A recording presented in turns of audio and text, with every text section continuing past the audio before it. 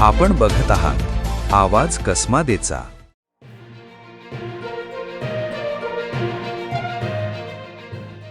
महात्मा फुले जनआरोग्य योजनेअंतर्गत काही खासगी रुग्णालयांकडून शासनाच्या नियमांचे उल्लंघन होत असल्याचा आरोप करत पात्र लाभार्थ्यांना शासन निर्णयानुसार पूर्णपणे मोफत उपचार मिळावेत, अन्यथा तीव्र आंदोलन छेडण्याचा इशारा बागलाण तालुका महाराष्ट्र राज्य भ्रष्टाचार विरोधी जन आंदोलन व यशवंत मोफत रुग्णसेवा समितीने दिला आहे।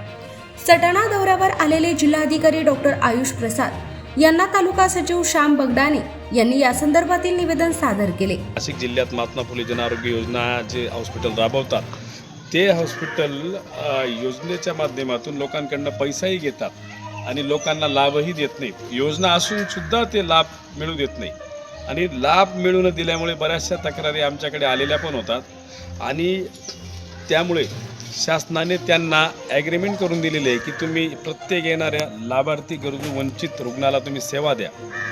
परंतु बरेचशा हॉस्पिटल असे बघितले आम्ही की समजा 50,000 रुपये योजनेत आल्या म्हणजे खर्च असेल तर ते 20,000 रुपयाचं नाव सांगतात, 20,000 रुपये आले आणि 30,000 रुपये रुग्णांकडनं घेतात। ते ही थोडक्यात म्हणजे शासनाने दिलेली स्कीम आहे, पण आमची गळचेपी होती, बऱ्याच लोकांची गळचेपी होती। म्हणजे शासनाची उलटी बदनामी होऊन राहिली या प्रकरणात की लोकांना असं वाटतं की जर योजनेत बसत आहेत तर डॉक्टर लोक पैसे का घेतात। तर मग आम्ही विनंती केली जिल्हाधिकाऱ्यांना की नाशिक जिल्ह्यात जेवढे हॉस्पिटल आहेत त्यांना कलम 4 प्रमाणे जे शस्त्रक्रियेचे जे योजना आहेत त्या तुम्ही दर्शनी भागात लावा कलम 4 प्रमाणे आणि नातेवाईकांना कळेल ही योजना मोफत आहे, याच्यावरती पैसे देऊ नये कोणाला, असं आम्ही जिल्हाधिकारी साहेबांना सांगितलं। त्यांनी ती आमची मागणी मान्य केली म्हणजे प्रत्येक हॉस्पिटलला ते पत्र देणार आहेत।